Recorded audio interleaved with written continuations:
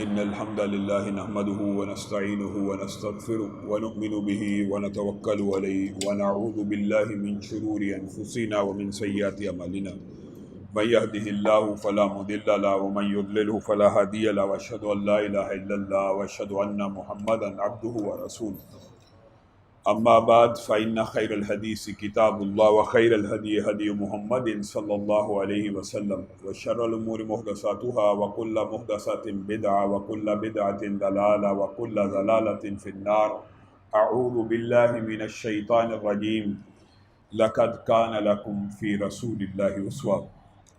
تمام قسم کی تعریفات اور حمد و ثنا اللہ مالک الملک کے لیے ہیں، جو تمام کائنات کے خالق، مالک اور رازق ہیں، جو اپنے بندوں پر بے شمار انعامات کرنے والے ہیں، جو ہمیشہ سے ہیں اور ہمیشہ ہی رہیں گے، نہ جن کی ذات میں کوئی شریک ہے نہ جن کی صفات میں کوئی شریک ہے۔ حمد و ثنا کے بعد لاکھوں کروڑوں درود و سلام ہوں اس ہستی اقدس و مقدس پر کہ جن کا نام نامی اور اسم گرامی حضرت محمد رسول اللہ صلی اللہ علیہ وآلہ وسلم ہے، جنہیں تمام کائنات کا ہادی، رہنما، مقتدی، پیشوا، رہبر، امام بنا کر بھیجا گیا، اور جن کے قلب اطہر پر اللہ رب العزت نے اپنی آخری کتاب حمید کو نازل فرمایا۔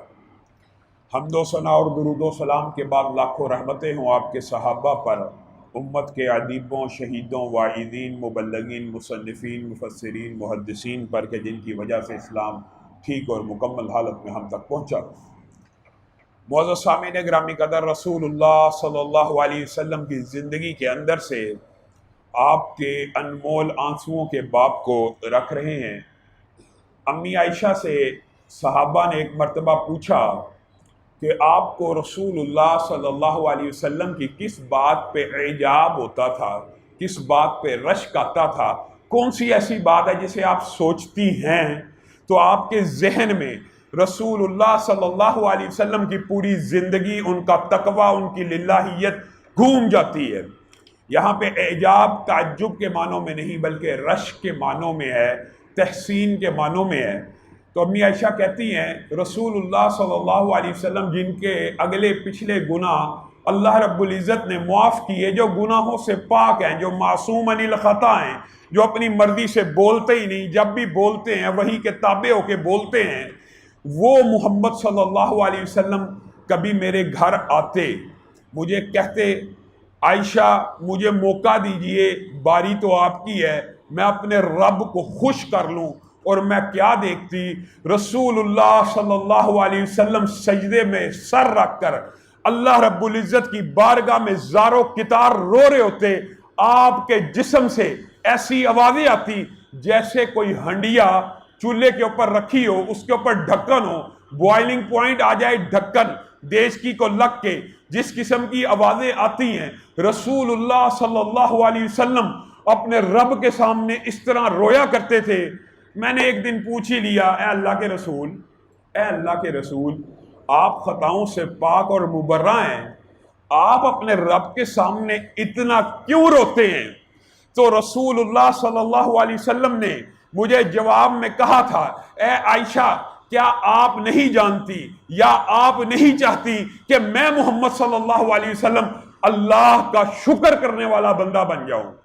رونا اور شکر، اس کی بھی محدثین نے بہت سی مثالیں بیان کی ہیں، جو تفصیل سے پڑھنا چاہے حدیث کی کتابوں میں رجوع کر سکتا ہے۔ رونا خوف خدا کی وجہ سے، رونا للہیت اور تقوی کی بنیاد کے اوپر، رونا اللہ تعالیٰ کی عطا کردہ نعمتوں اور اپنی کمزوری اور ضعف کا اظہار کرتے ہوئے۔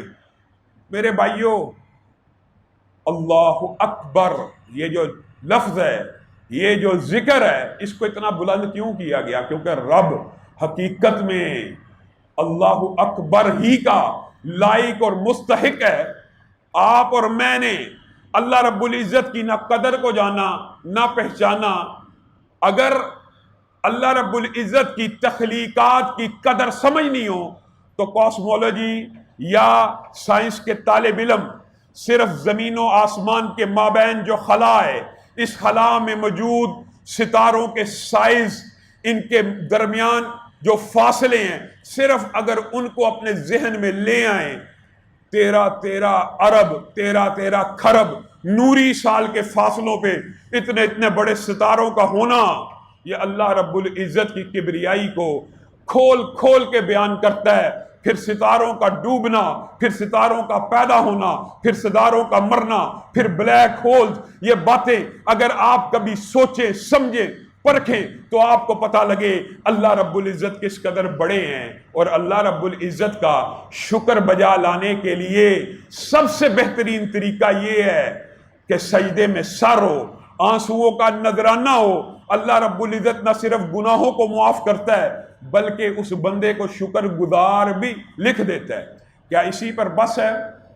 شکر گزاری کے آنسو اور اللہ کے خوف کے آنسوؤں کا تذکرہ نبی کریم صلی اللہ علیہ وسلم کی سیرت میں بھرا پڑا ہے. ایک مرتبہ حضرت ابو بکر نکلے، حضرت عمر نکلے، آپس میں مشورہ کرنے لگے اس گرمی میں تم کیوں نکلے ہو؟ کہنے لگے بھوک نے ستایا، شدت کی بھوک ہے. اسی اثنا میں رسول اللہ صلی اللہ علیہ وسلم بھی باہر نکل آئے.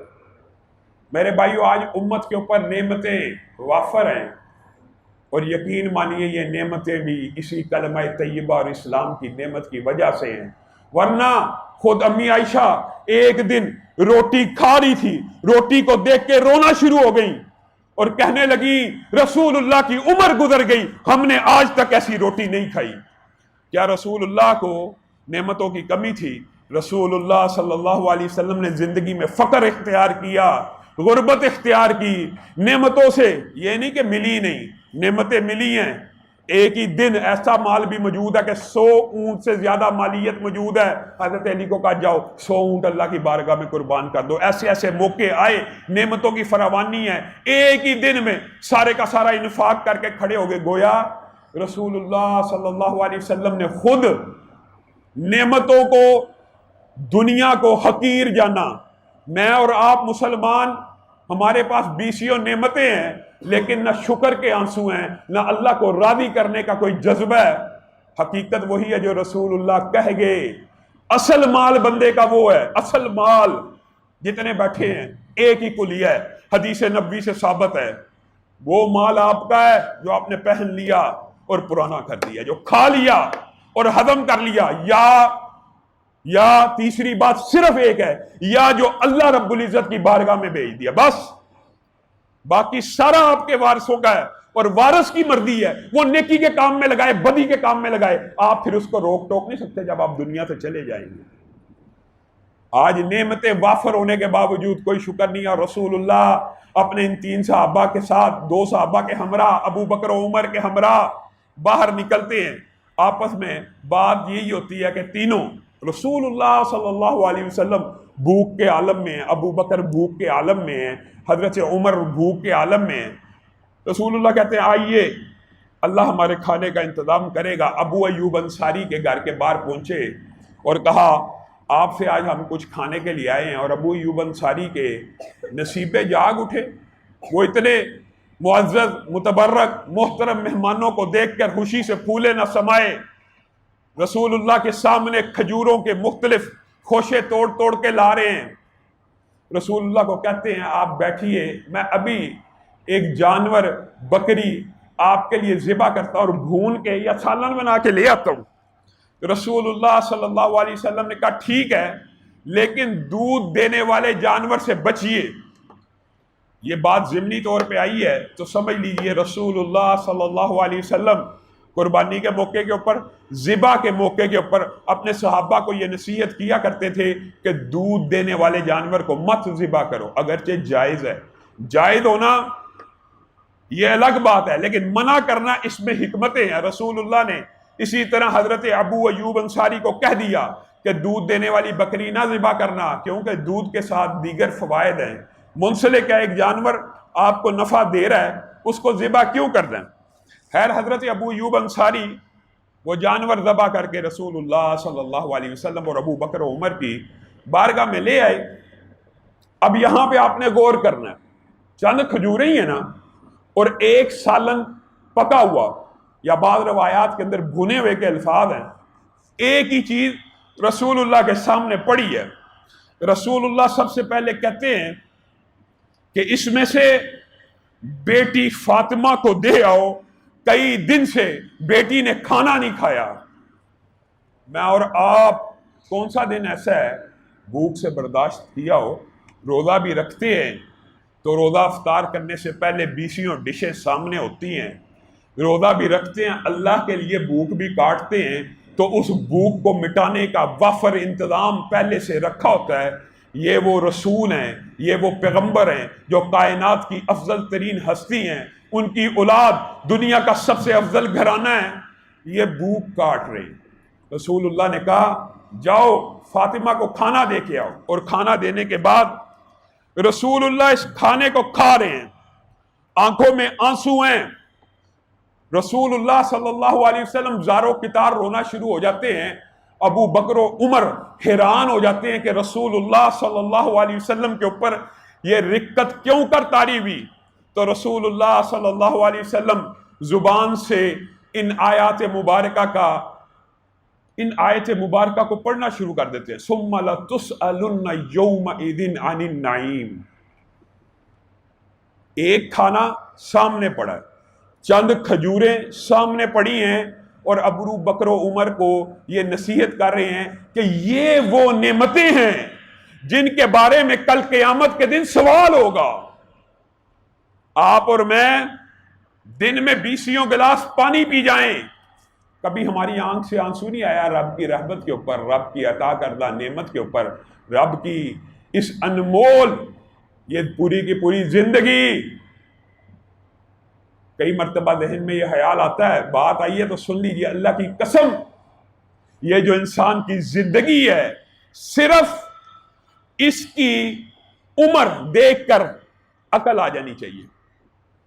ایک انسان کتنی دیر زندہ رہتا ہے؟ 100 سال رہ سکتا ہے، 100 سال بھی بہت زیادہ سمجھے جاتے ہیں آج کل کے دور میں، لیکن 100 سال ہی لگا لیں، 100 سال کی عمر کیا تیرے اور میرے ہوش ٹھکانے لانے کے لیے کافی نہیں ہے؟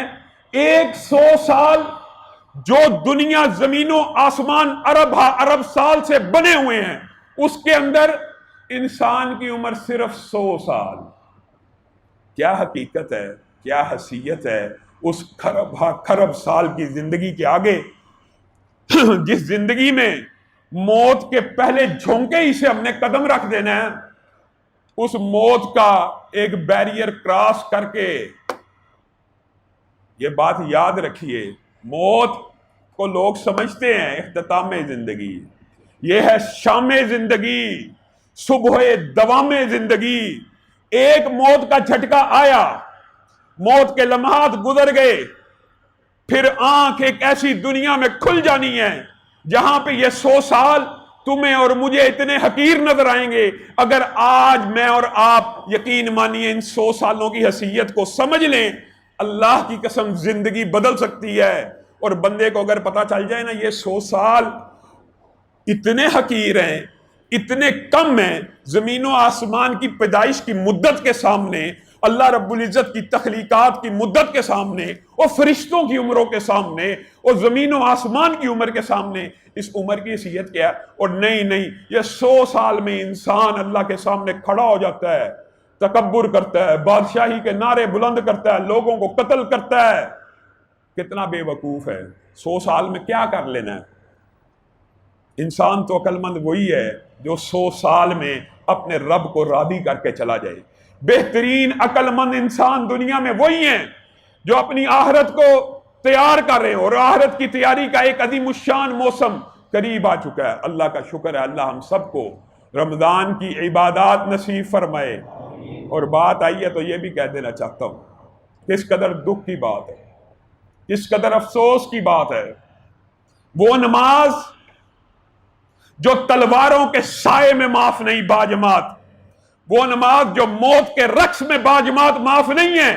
ان وباؤں کے دور میں مغربی خداؤں کو راضی کرنے کے لیے چند لوگوں نے دنیا میں اس کو معطل کر دیا ہے۔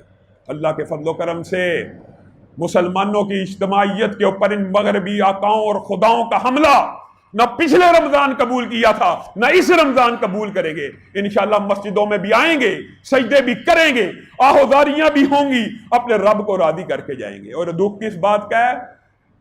ہمیں SOPs سکھائے جاتے ہیں، ہم SOPs کا اہتمام بھی کرتے ہیں۔ آج آپ آئے ہیں، آپ نے دیکھا ماسک موجود ہے، ہمیں تو یہ پٹیاں پڑھائی جاتی ہیں مسجدوں میں نہ جانا، کرونا پھیل جائے گا، وبا پھیل جائے گی، اور خود خان صاحب کی کل تصویر کرونا کے مریض ہیں میڈیا کی ٹیم کے ساتھ ملاقاتیں کرتے ہوئے نشر ہو گئی ہے۔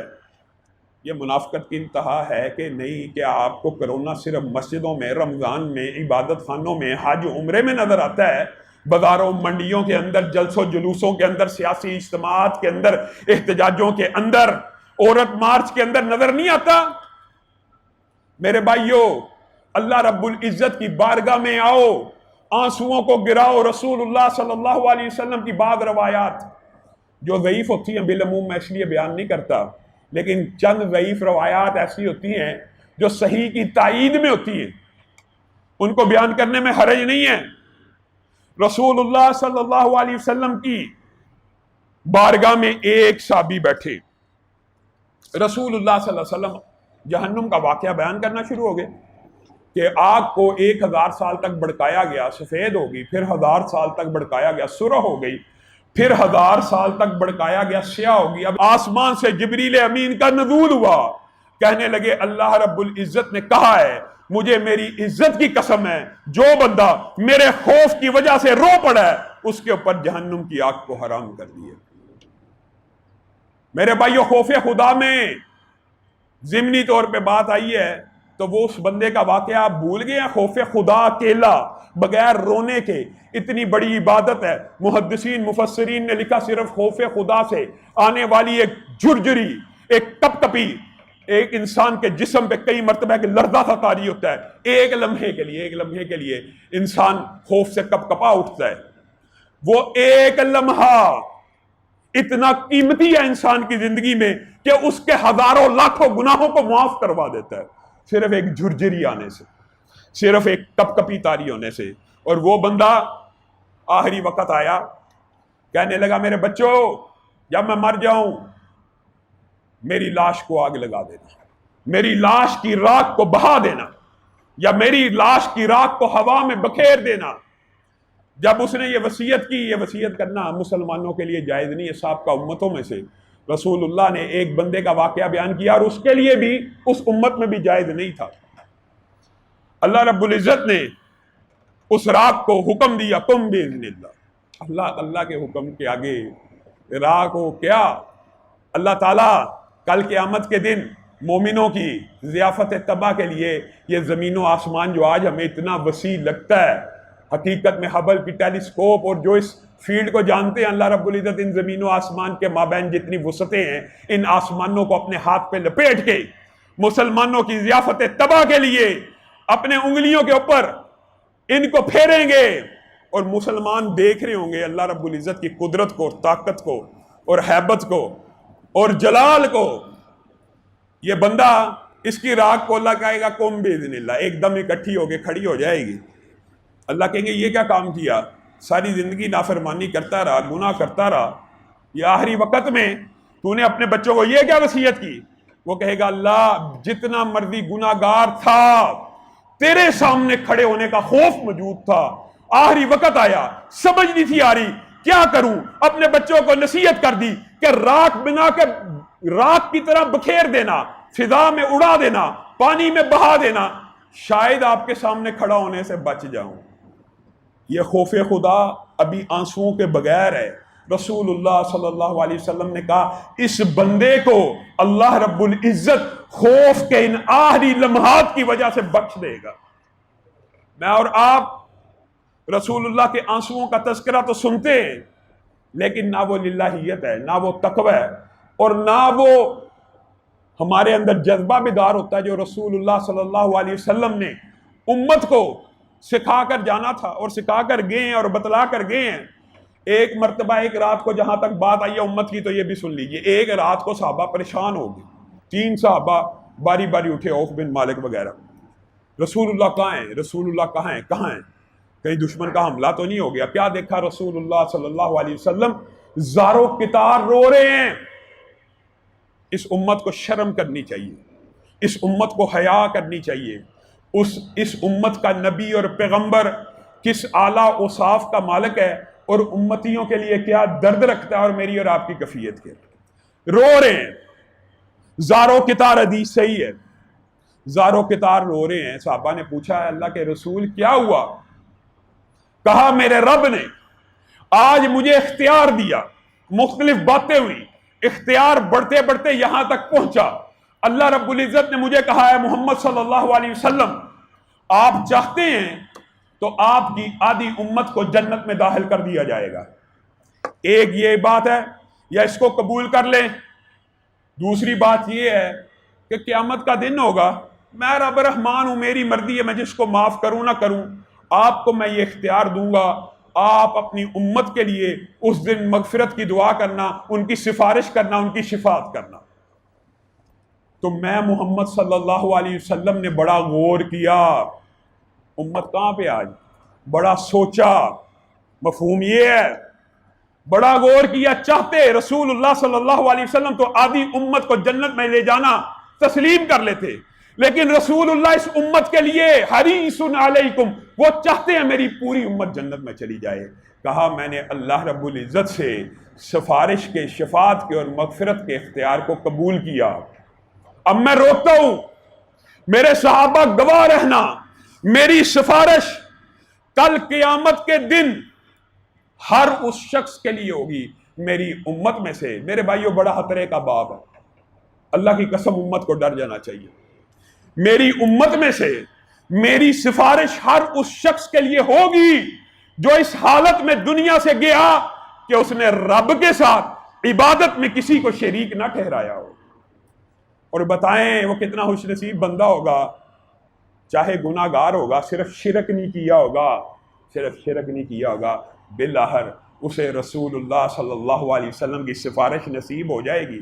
اور احادیث میں آتا ہے رسول اللہ کی سفارش سے جہنم سے اتنی بڑے بڑے گروہ آزاد ہوں گے کہ بندہ دیکھ کے حیران رہ جائے گا، حتیٰ کہ جب آخری گروہ جہنم سے نکلے گا نا رسول اللہ صلی اللہ علیہ وسلم کی سفارش سے، تو رسول اللہ کہیں گے اے اللہ اتنے بڑے گروہ نکل آئے، اب تو لگتا ہے میری امت میں سے کوئی بھی جہنم میں باقی نہیں۔ اتنی عظیم سفارش ہوگی، لیکن ہوگی کن کے لیے؟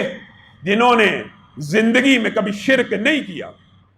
یہ رسول اللہ صلی اللہ علیہ وسلم ایک دن بی بی فاطمہ کے گھر گئے، اور بی بی فاطمہ بیمار ہیں۔ یہ واقعات بڑے تفصیلی موجود ہوتے ہیں جن کو مختصر کر کے آپ کے سامنے رکھتا ہوں۔ بی بی فاطمہ بیمار ہیں، جناب عمران رسول اللہ صلی اللہ علیہ وسلم کے ہمراہ ہیں، وہی اس حدیث کو روایت کرتے ہیں، اور بعض روایات دیگر سندوں سے بھی موجود ہیں۔ وہ رسول اللہ صلی اللہ علیہ وسلم کے ہمراہ ہیں۔ حضرت فاطمہ سے رسول اللہ نے اجازت چاہی، یہ بھی اطلاع دی کہ عمران میرے ساتھ ہیں، پردے کو درست کیجیے وغیرہ، جو ایک مسلمانوں کا شعار ہے، عرف ہے۔ رسول اللہ جب حضرت فاطمہ کے پاس بیٹھے تو آپ سے پوچھنے لگے اے فاطمہ کیسی ہو؟ تو حضرت فاطمہ درد سے کراہ اٹھی، کہنے لگی بابا بہت درد ہے، اور اس پہ مستضاد یہ کہ، اور اس پہ اضافہ یہ کہ کئی دن کی بھوکھی ہوں۔ رسول اللہ صلی اللہ علیہ وسلم ان کی آنکھوں میں آنسو آ گئے بیٹی کے یہ الفاظ سن کے، بیٹی کو تسلی دینے لگے، اے میری بیٹی یہ دنیا کی بھوک کی کیا اہمیت ہے، کیا آپ اس بات سے خوش نہیں ہیں آپ کو جنت کی عورتوں کا سردار بنا دیا گیا۔ حضرت فاطمہ فی الفور رسول اللہ صلی اللہ علیہ وسلم کو جواب میں کہتی ہیں وہ تو مریم ہیں۔ اے اللہ کے رسول آپ نے پہلے ایک مرتبہ کہا تھا وہ تو مریم ہیں۔ تو رسول اللہ صلی اللہ علیہ وسلم ہنسنا شروع ہو گئے، ابھی رو رہے ہیں، ابھی آنکھوں سے آنسو ہیں۔ حضرت فاطمہ کا جواب سنا، چہرے پہ مسکراہٹ آئی، کہنے لگے فاطمہ وہ اپنے دور کے عورتوں کی سردار تھی، آپ اس دور کی عورتوں کی سردار ہیں، اور یہی بات نہیں ہے، میں نے آپ کی شادی دنیا کے اس عظیم انسان سے کی ہے کہ جس سے یہ بات بھی ہمیں کہتے ہیں۔ اب بات سنیں، رسول اللہ صلی اللہ علیہ وسلم کا یہ فرمان کون بیان کریں؟ اہل سنت بیان کریں۔ میں نے آپ کی شادی اس انسان سے کی ہے کہ جس سے نفرت کرنے والا، جس سے بغض رکھنے والا مسلمان نہیں منافق ہی ہو سکتا ہے۔ حضرت علی کا حوالہ دے رہے ہیں، اور یہی فاطمہ ہیں، رسول اللہ صلی اللہ علیہ وسلم کی بیماری میں آپ کی بارگاہ میں پیش ہوئی، آپ کے کان کے قریب، آپ کے منہ کے قریب اپنے کانوں کو کیا، رونا شروع ہو گیا، زار و کتار رو رہی۔ پھر رسول اللہ صلی اللہ علیہ وسلم کچھ بولے، آپ نے دوبارہ اپنے کان رسول اللہ کے ہونٹوں کے قریب کیے، رسول اللہ نے کوئی بات کی، ہنسنا شروع ہو گئی۔ سیدہ عائشہ نے رسول اللہ صلی اللہ علیہ وسلم کے دنیا سے چلے جانے کے بعد حضرت فاطمہ کو قسم دے کے پوچھا کہ کیا بات تھی، مجھے آج بتلا دو، زندگی میں تو آپ نے نہیں بتلائی کہ میں اپنے باپ کا راز کسی کو نہیں بتلاؤں گی، آج بتلا دیجئے۔ سیدہ فاطمہ نے کہا رسول اللہ صلی اللہ علیہ وسلم نے پہلی مرتبہ میرے کان میں یہ کہا تھا، اے فاطمہ، جبریل ہر سال ایک مرتبہ آیا کرتے تھے رمضان میں، پورے کا پورا قرآن مجھ سے سنا کرتے تھے، ہم دور کیا کرتے تھے، اس مرتبہ 2 مرتبہ آئے ہیں، اور مجھے ان کے 2 مرتبہ آنے سے اس بات کا اندازہ ہو گیا ہے کہ شاید میرا جانے کا وقت قریب آ گیا۔ کہتی ہیں باپ کی یہ بات سنی میری آنکھوں سے آنسو آ گئے۔ پھر میرے بابا نے مجھے قریب بلایا اور کہا فاطمہ تجھے خوشخبری نہ سناؤں، سب سے پہلے میرے خاندان میں سے میرے فوت ہونے کے بعد آپ ہیں جو مجھ سے آ کے مل جائیں گی۔ تو میں اس بات پہ خوش ہو گئی۔ میرے بھائیوں، رسول اللہ صلی اللہ علیہ وسلم دنیا سے کس عالم میں جا رہے ہیں؟ ہزاروں نہیں، لاکھوں نہیں، آج کے دور میں اگر آپ کروڑوں اربوں روپے لگائیں، رسول اللہ کے ہاتھ میں آئے اور نکل گئے۔ نکل گئے سے مراد اپنی مرضی سے انفاق کیا۔ رسول اللہ چاہتے دنیا کی ہر نعمت کو استعمال کر لیتے، ہر نعمت کا مزہ چکھ لیتے دنیا کے اندر، لیکن رسول اللہ صلی اللہ علیہ وسلم مجھے اور آپ کو دنیا کی بے حیثیتی، بے توقیری بیان کر کے گئے ہیں کہ اپنی اولاد کے لیے کون بندہ ایسا ہو سکتا ہے جو یہ دعا کر کے جائے، اللہ میری اولاد کو اتنا رزق دینا کہ صرف ان کا پیٹ بھر جائے۔ یہ رسول اللہ صلی اللہ علیہ وسلم کی دعا ہے۔ میں اور آپ بھی دعا کرتے ہیں، اور یقینی بات ہے ہمارا تقویٰ وہ نہیں ہے، ہم تو یہ دعا کرتے ہیں اللہ رزق حلال وافر دے، 7 نسلیں کھائیں، لیکن رسول اللہ صلی اللہ علیہ وسلم انبیاء اور پیغمبر اور نیک لوگ دنیا کی حقیقت کو سمجھتے ہیں، ان کے نزدیک دنیا کی کوئی اہمیت نہیں ہے۔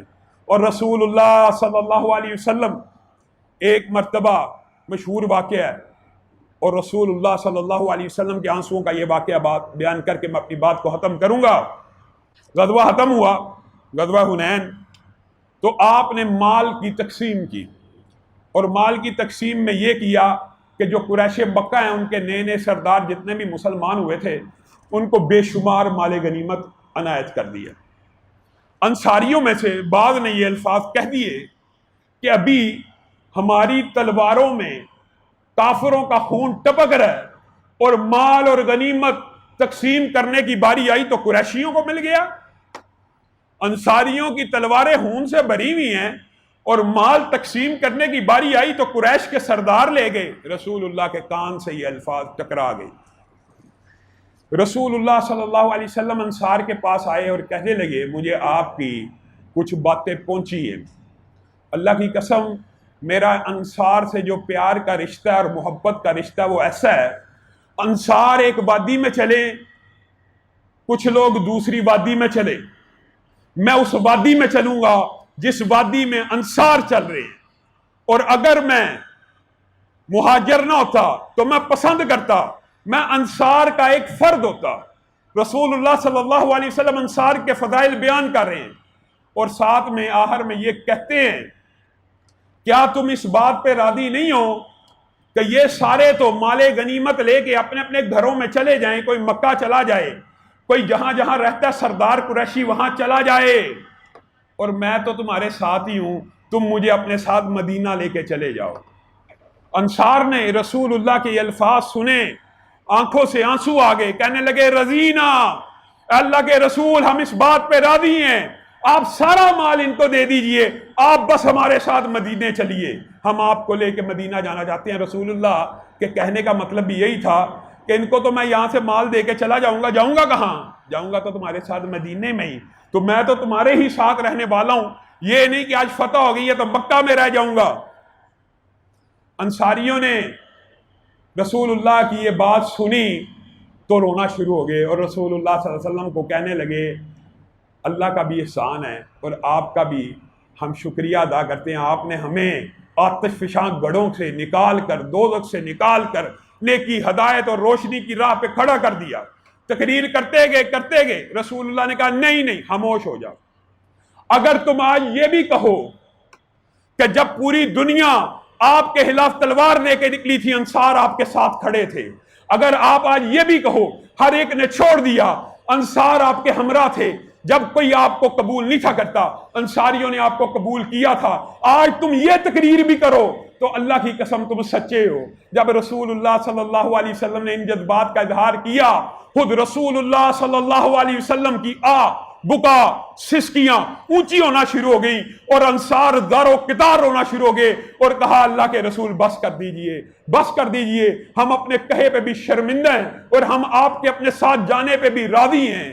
رسول اللہ صلی اللہ علیہ وسلم نے بھی انصار سے اس موقع کے اوپر رضامندی اور خوشنودی کا اظہار کیا. میرے بھائیوں، یہ اللہ کے رسول کا اسوہ، یہ اللہ کے رسول کے آنسو بے شمار واقعات ہیں. وقت آیا انشاءاللہ ان کو بیان کر کے اپنی بات کو آگے بڑھائیں گے، لیکن آج ایک بات آپ کے ساتھ سامنے رکھنی ہے. اللہ کے فضل و کرم سے جیسا کہ کچھ ہفتے پہلے آپ کے سامنے اعلان کیا تھا کہ ہم مسجد کے لیے اور کچن پروجیکٹ کے لیے، تعام لعباد الرحمن کے لیے ایک جگہ لینا چاہتے ہیں، تو اللہ رب العزت کے فضل و کرم سے ابھی مسجد کی جگہ کا سودا تو نہیں ہوا، لیکن کچن پروجیکٹ کے لیے ساتھ والے ہمسائے گھر میں 8 مرلے سے اوپر گھر ہے، اس کا سودا ہو گیا. اللہ کے فضل و کرم سے اس کا بیانہ بھی ادا کر دی ہے اور انشاءاللہ رمضان کے اندر اس کی باقی پیمنٹ بھی ادا کرنی ہے. اور یہ کچن پروجیکٹ کا فائدہ مسجد کو 2 معنوں میں ہوگا. ایک تو یہ ہمارا جو 7-8 مرلے کی جگہ ہے یہ بھی مسجد میں شامل ہو جائے گی اور کچن کا سارا انتظام وہاں پہ منتقل ہو جائے گا. اس کے علاوہ کوشش ہم کریں گے اگر اللہ نے توفیق دی تو اسی رمضان میں مسجد کے لیے بھی جگہ لیں گے. اور تعام لعباد الرحمن کا یہ جو پروجیکٹ ہے انشاءاللہ رمضان میں آپ سب ساتھی اپنے دوست احباب کے سامنے یہ بات پہلے بھی رکھ چکے ہیں، آپ نے اس مرتبہ بھی آگاہ کرنا ہے. ایک تو یہ جتنے ایجوکیشنل پروجیکٹ ہیں، یہ 6 منزلہ پروجیکٹ شروع کیا ہوا ہے، آپ کے تعاون کے بغیر بننا ناممکن ہے. آپ احباب تعاون کریں گے تو یہ کام ہوگا، لیکن آپ کے لیے اللہ کے فضل و کرم سے اسی کچن نے سحری اور افطاری کا وسیع تر انتظام کیا ہوگا. رمضان میں آپ بھی آئیں، اپنے ساتھیوں کو بھی دعوت دیں. اللہ رب العزت جو کہا گیا، جو سنا گیا، اس کو سمجھنے کی توفیق عنایت فرمائے. معزز سامعین گرامی قدر، مارچ کا مہینہ بہت سی یادوں کو لے کے آتا ہے، خاص طور پہ ہماری جماعت کے لیے، ہمارے مسلک کے لیے. اس مہینے میں بہت سی یادیں ہیں، لیکن آج عصر حاضر میں یہ مہینہ مارچ کا، عورت مارچ کے قبیح اور گندے اور گھناؤنے اور مکروہ فعل کے ساتھ یاد کیا جا رہا ہے. اتنا بےہودہ مارچ، اور کس نام پہ؟ عورتوں کے حقوق کے نام پہ. یہ عورتوں کے حقوق سے مخلص ہوں تو سب سے پہلے مولویوں کے ساتھ مل کر برائی اور فحاشی کے اڈوں کو بند کرنے کی بات کریں کہ عورت کا اس سے بڑا استحصال کیا ہو سکتا ہے کہ وہ چند ٹکوں کے لیے اپنے جسم کو بیچے. لیکن یہاں پہ ساری کی ساری گنگا الٹی بہ رہی ہے. کیا کل آپ نے پڑھا، پرسوں پڑھا، اس پورے گزشتہ ہفتے میں ایک جگہ 2 بچیوں کو اغوا کر کے ان کے ساتھ ریپ والا معاملہ ہوا. ایک جگہ ایک بچی کو اغوا کیا گیا، ایک جگہ زینب کو پھر اغوا کیا گیا. پورے ہفتے کے اندر کوئی دن ایسا نہیں جس دن کسی عورت کو یا بچی کو اغوا کر کے، ریپ کر کے اس کی عزت کو درندے اور وحشیوں نے نہ لوٹا ہو. اور جب اس بات کو مولوی، مذہبی لیڈر، کوئی رہنما اٹھائے کہ ان بدبختوں کو چوک میں لٹکا دو، مینار پاکستان پہ لٹکا دو، ریپ اگر اس ملک میں ختم کرنا ہے تو آپ کو اسلامی اور شرعی سزاؤں کی طرف آنا ہوگا. ریپ کی سزا اسلام میں موت سے کم نہیں ہے. ان کو ایک مرتبہ چوکوں میں لٹکا دیا جائے، دیدہ عبرت، نشان عبرت بن جائیں. یہ عورتوں کے حقوق کے چیمپئن ٹی وی پہ بیٹھ کے میرے سامنے مناظرہ شروع کر دیتی ہیں کہ کیپٹل پنشمنٹ نہیں ہونی چاہیے. یہ منافق ہیں، یہ دوغلے ہیں. یہ عورت کا حق ہے، ایک بچی کے ساتھ ریپ ہو اس کو ہم کہتے ہیں سزائے موت دو، یہ کہتی ہے سزائے موت نہ ہو. ہم کہتے ہیں چکلے فاشی کے اڈے بند ہو، یہ کہتے ہیں نہیں یہ بند نہ ہو. یہ عورتوں کے حقوق ہیں؟ یہ کہاں پہ عورتوں کے حقوق؟ اور فواد چودھری کو اور پرویز ہود جیسوں کو سوچنا چاہیے. پورا سال ہو گیا مولویوں کے خلاف بک بک کرتے ہوئے، مولویوں کے خلاف بولتے ہوئے. یہی وہ موصوف ہے. ایک تو سائنسدان، یہ جی ویکسین سائنسدانوں نے ایجاد کرنی ہے. کون سی ویکسین اس نے ایجاد کی ہے؟ پرویز ہود نے. یہ مولوی جی ابھی تک لڑے ہیں، چاند پہ پہنچ گئے ہیں. چاند پہ تو نے کون سی چاند گاڑی ایجاد کی ہے؟ کون سا سائنسدان ہے پاکستان کا جس نے یہ کام کیا ہو؟ اور اعتراض صرف مولویوں پہ، نشانہ صرف مولوی، نشانہ صرف مذہبی رہنما. مولویوں کو جو کام سونپا گیا مسجد کی امامت کا، تدریس کا، اللہ کے فضل و کرم سے تحدیث نعمت کے طور پہ بتا رہا ہوں، پاکستان کے مدارس قرات میں ہوں، حدیث میں ہوں، فن تجوید میں ہوں، اللہ کے فضل و کرم سے دنیا میں آج بھی اولین نمبروں پہ موجود ہیں. ہمارے بچے دنیا کے بہترین قاری، ہمارے بچے دنیا کے بہترین شیوخ الحدیث، بہترین دین کے طالب علم. یہ پروڈکٹ تو مدرسہ پیدا کر رہا ہے. اور جو بدتمیز بچے آپ کی سیکولر یونیورسٹیاں پیدا کر رہی ہیں، استاد کو جی قتل کر دیا گیا. کیا مدرسے کا بچہ کبھی سوچا بھی ہے کہ استاد آئے اور آنکھیں جھک نہ جائیں اور پاؤں کے نیچے ہاتھ نہ رکھا ہو؟ اپنے رومال مدرسے کے بچے استادوں کے پاؤں کے نیچے پھیلا دیتے ہیں. نصاب بدلنے کی ضرورت ہے تو سیکولر یونیورسٹیوں کی ضرورت ہے. آپ ہر وقت اسلام کے خلاف اللہ کے فضل و کرم سے درخواست بھی دی ہوئی ہے، وکلا کا پینل بھی لگا ہوا ہے. انشاءاللہ ایک مرتبہ پھر کہنا چاہتے ہیں، اگر یہ مقدمہ درج نہ ہوا تو شدید ترین احتجاج ہوگا، آزادی چوک کو بند کیا جائے گا، کیونکہ اس تھانے میں درخواست دی ہوئی ہے. اور امید ہے انشاءاللہ یہ انتظامیہ ہوش کے ناخن لے گی اور مسلمانوں کے جذبات کو کول ڈاؤن کرنے کے لیے اس کے خلاف مقدمہ درج کرے گی. اور جہاں تک دوسری بات ہے مارچ کے حوالے سے، تو وہ یہ ہے، آج سے 34 سال قبل آپ کو پتہ ہے ظلم و تشدد کے سوداگروں نے اہل حدیث کی، اہل سنت کی نہایت قیمتی متاع ہم سے چھین لی. اور قلعہ لشمن سنگھ کے اندر ایک بم کا دھماکہ ہوا جس میں والد گرامی علامہ احسان الہی ظہیر بھی شہید ہوئے، حبیب الرحمن یزدانی بھی شہید ہوئے، مولانا عبد الخالق قدوسی بھی شہید ہوئے، مولانا محمد خان نجیب اور ان کے رفقا بھی شہید ہوئے. لیکن ان کی شہادت اللہ رب العزت اپنی بارگاہ میں قبول کرے. جفا کی تیغ سے گردن وفا شعاروں کی، کٹی ہے برسر میدان مگر جھکی تو نہیں. علامہ شہید ابھی زندہ تھے. بتائیں کوئی بندہ زندہ ہو، اس سے وہ تقریر کر رہا ہو اور وہ یہ الفاظ کہے کہ اللہ رب العزت کل قیامت کے دن مجھ سے پوچھیں گے کیا لے کے آئے ہو. ایک زندہ بندہ یہ کہہ رہا ہے، میں اللہ کو کہوں گا کہ گناہ تو بہت ہیں لیکن شہادت کی چادر اوڑھ کے آئے. یہ گویا جو بندہ اس منزل کے اوپر، اس راہ کے اوپر چلتا ہے، اسے یہ ادراک اور شعور ہو جاتا ہے کہ اس کی راہ کون سی ہے. یہ شہادت گاہ الفت میں قدم رکھنا ہے. تو نے آسان سمجھا ہے مسلمان ہونا، اور وہ ہزار دماغوں کا ایک انسان جانے کہاں کھو گیا ہے.